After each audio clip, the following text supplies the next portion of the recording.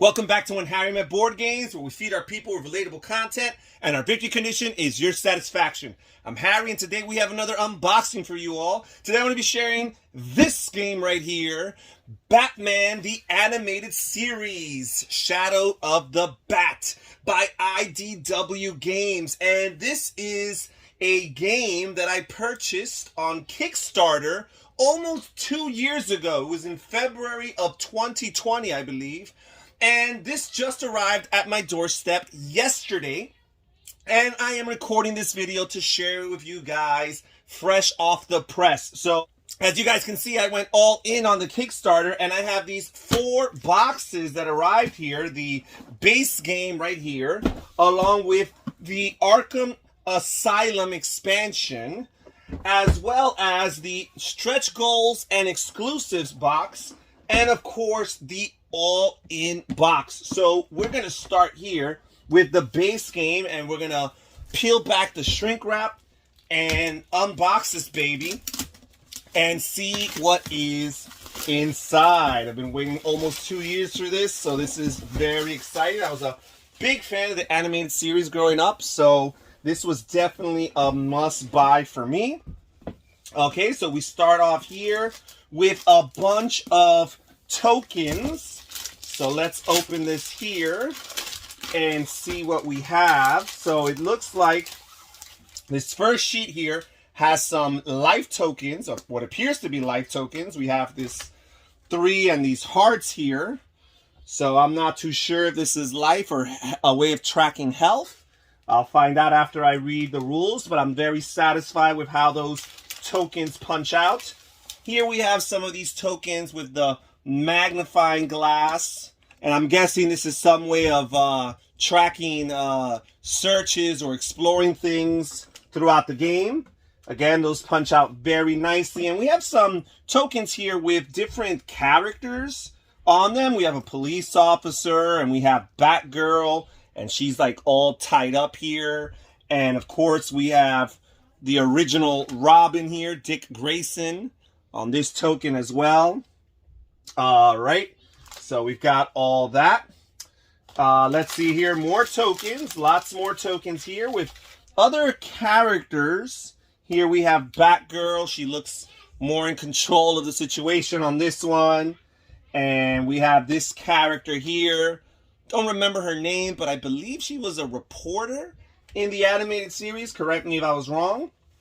We have some cars, different vehicles here.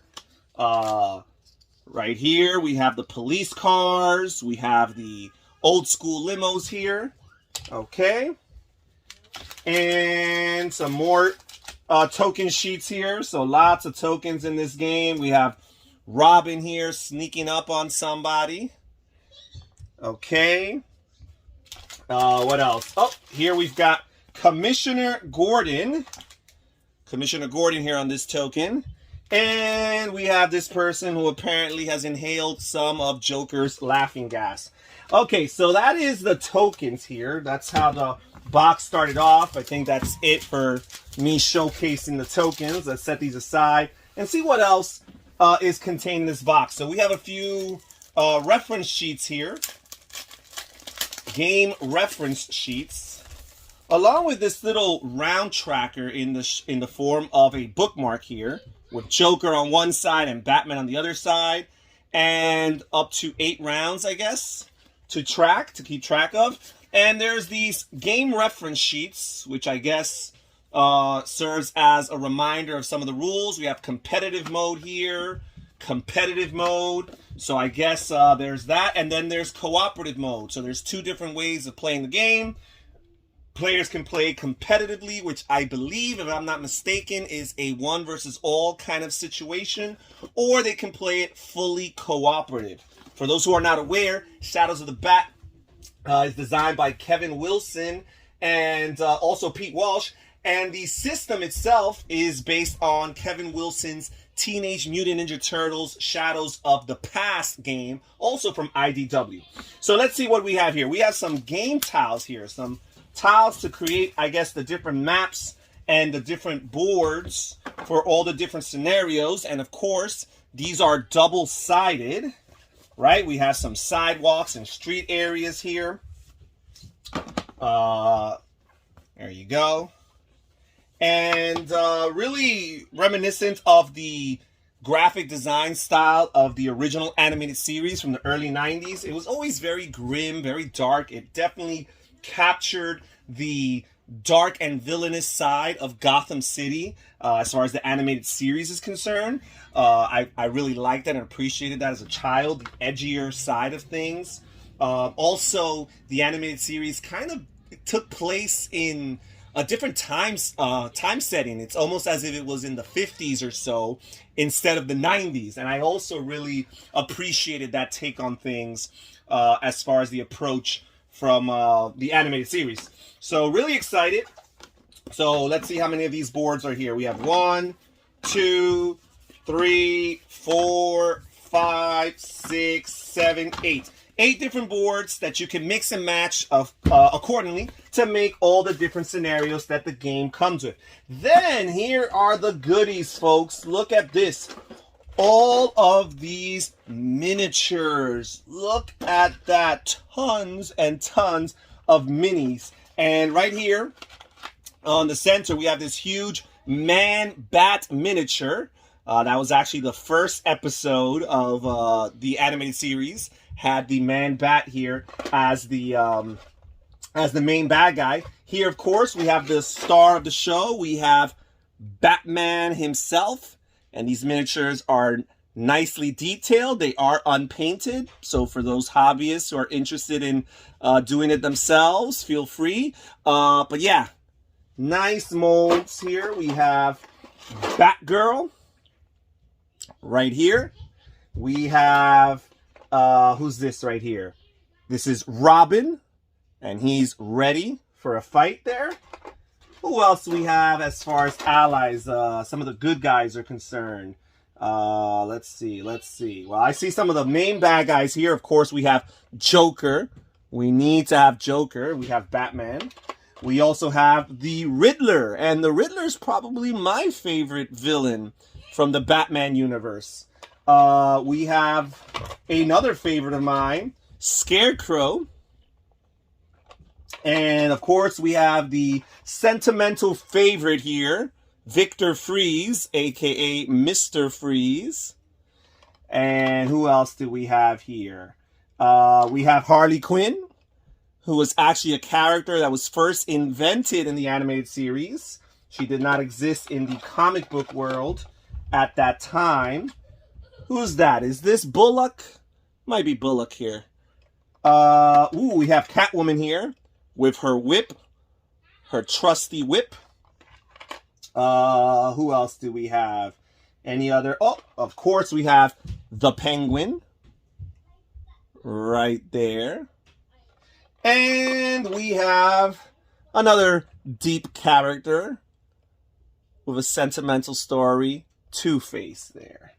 Of course, we have Commissioner Gordon.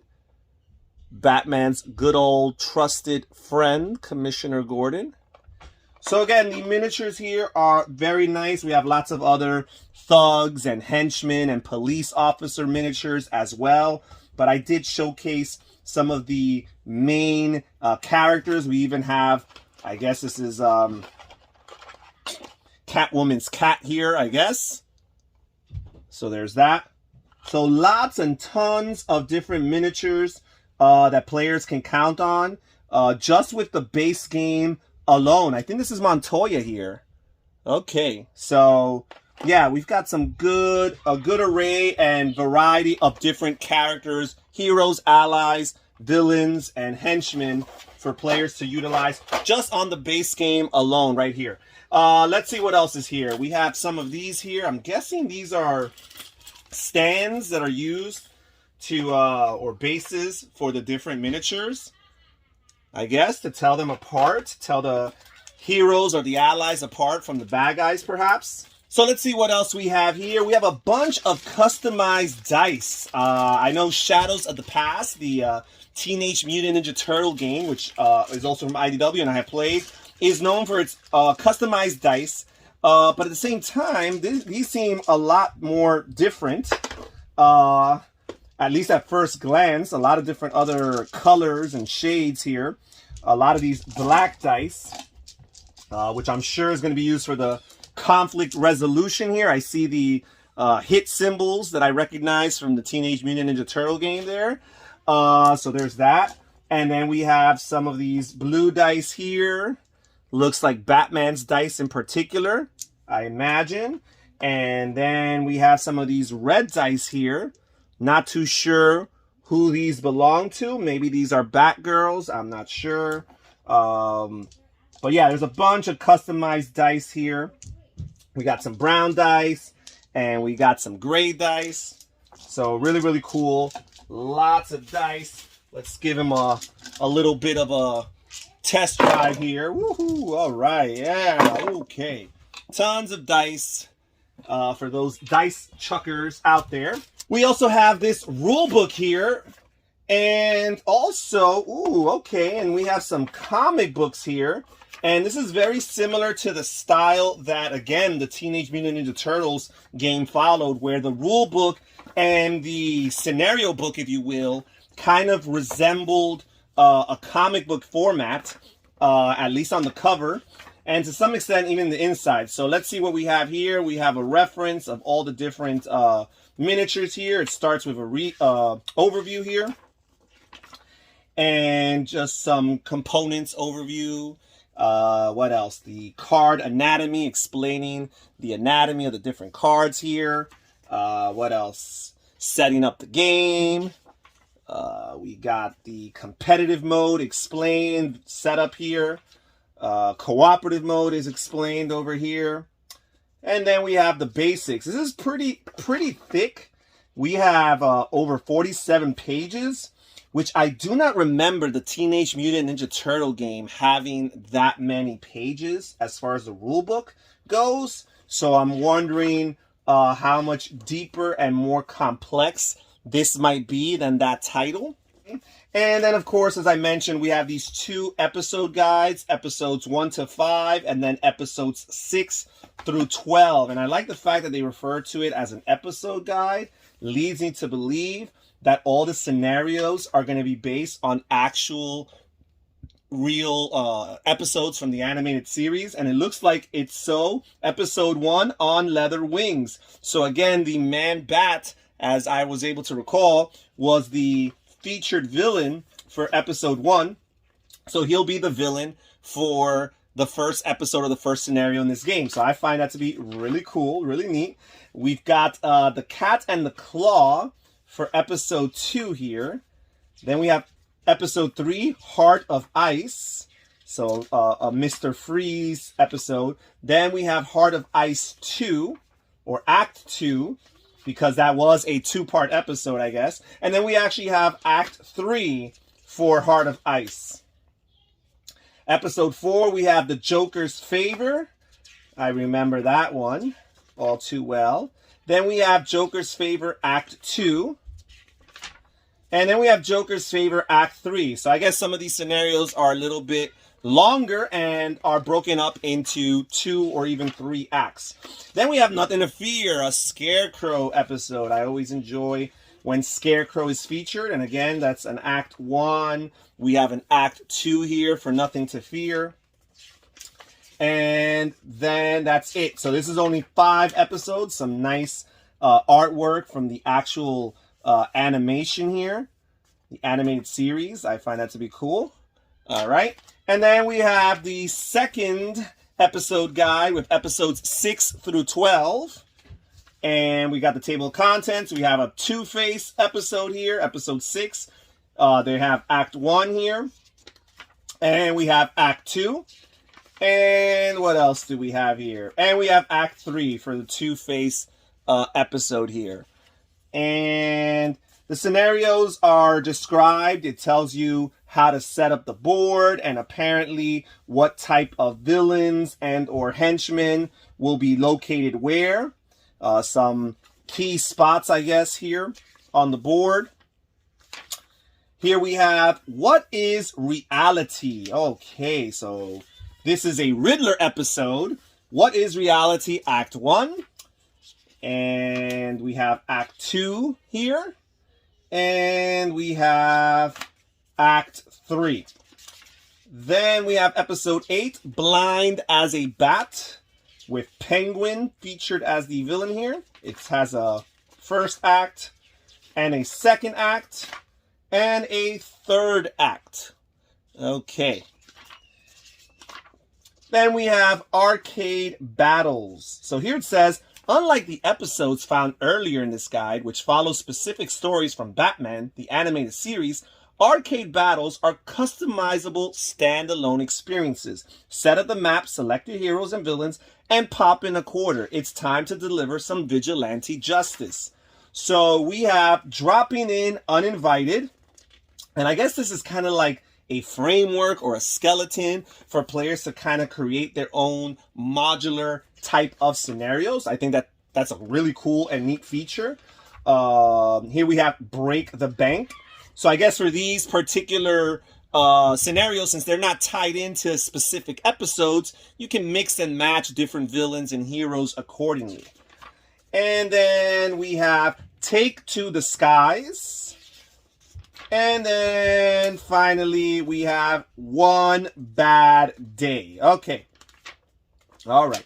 And that's it as far as the 2 scenario books or episode guides are concerned. What else do we have here? We have a few Ziploc bags. Now let's see what else we have here. We have some of these character sheets, it looks like. We've got Batgirl, and it shows all of her different stats. And this already tells me that the game is a little bit more complex than the Teenage Mutant Ninja Turtles game, because I'm not sure if there were this many stats for that game. I think there might have been 4 different stats, maybe even just 3. I can't remember off the top of my head, but it does give you an indication of what her dice are and the different faces of her dice, what you'll find on them. And then you've got Batman here. Right? We have Catwoman. We have Jim Gordon. And these characters have an affiliation underneath them. So he's part of the Gotham City Police Department, while Catwoman is unaffiliated. But Batman is part of the Bat family, along with Batgirl, right? So Jim Gordon's there. We have Robin, who's also part of the Bat family, the Boy Wonder. And each of these characters have a different special ability that distinguishes him or her from the other characters, along with their different stats or attributes here. We've got a beat cop. Don't know why anybody would want to be a nameless beat cop, but okay. There's that. We have Isis. So that's the cat, Catwoman's cat. Again, I don't know when's the scenario or situation where a player is going to want to control this. I'm wondering if perhaps these are just neutral characters that maybe all the players control, because I don't know. Then we have the bystander, which is this lady here, which I'm pretty sure she was a reporter for the animated series. I might be wrong. And then we have Catwoman, unaffiliated leader. So that's a different one. I guess this is Catwoman, perhaps when she's a bad guy. I guess Catwoman, just kind of like the animated series, kind of plays both sides. Sometimes she's a hero, sometimes she's a villain. So you have a separate card for her then. We have Harley Quinn here. She is part of the Arkham Asylum group here. We have Man Bat, who's unaffiliated. He's a leader. He has flying ability, and he's a giant. We have Mr. Freeze, also from Arkham Asylum, who's a leader. We have Penguin, who's from Stonegate Penitentiary. I guess he's not insane, perhaps? Maybe that's why he's not in the Arkham Asylum. He's a leader as well. We have Riddler here, who is also part of Arkham Asylum. We have Scarecrow from Arkham Asylum. Of course, we have the Joker, Arkham Asylum. We have Two-Face from Arkham Asylum. We have this Crusher here, who's a minion. We have this Enforcer, who's another minion. We have this Hired Gun, who's yet another minion. And we have Isis, again, as a villain, just in case Catwoman is a bad guy. Okay, and then we have a few of these reference cards for time bombs. Time bombs, I guess, are a thing in this game, and you get a card just to explain how time bombs work and how you set it up, and how you defuse a time bomb. Okay, and there's that as far as the characters are concerned. And then the game comes with a bunch of cards here. We have a bunch of different cards, different stacks of cards.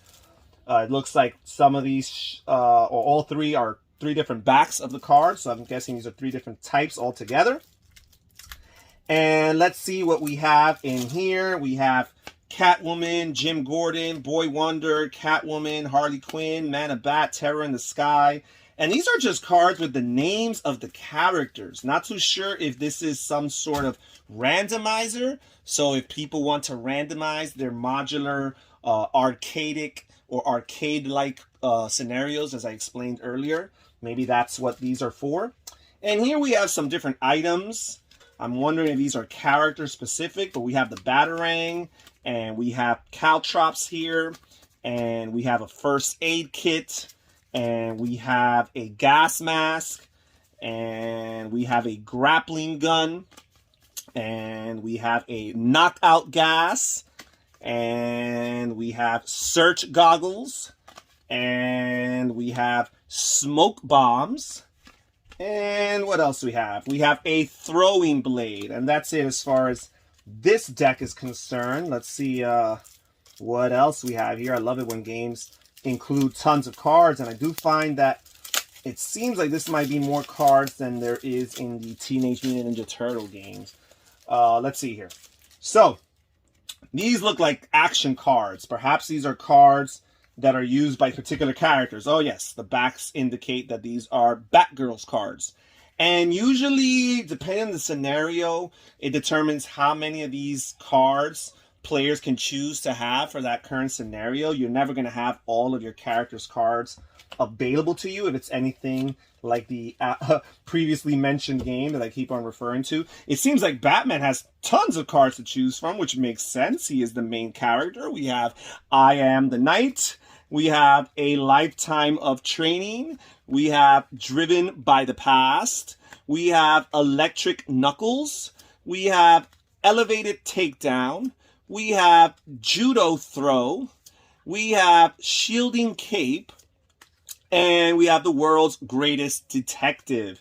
Oh, and of course, I Am Batman. Okay, so those are the Batman cards. And we have cards for Catwoman, of course. And all the other playable heroes, which include Robin and Commissioner Gordon as well. Okay, then we have these cards here. And I'm guessing that these cards are the action cards for the villains or the Overlord player, the Game Master, if you will, if you play competitively. Again, I haven't played this, so don't quote me as far as rules are concerned.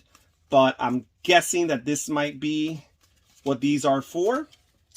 Let's see what else we have in this stack over here. So here we have some more of those types of cards here. A lot of them, actually.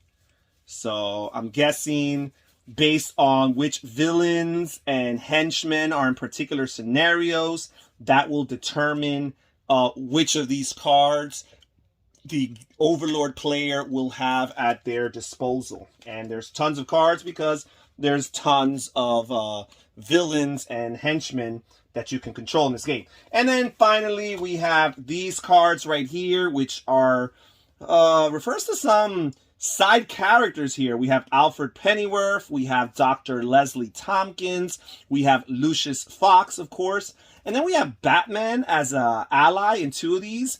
So I'm guessing there might be some scenarios where Batman is not a main character, but you could greatly benefit from having him as an ally for those scenarios. Don't know, but we'll find out.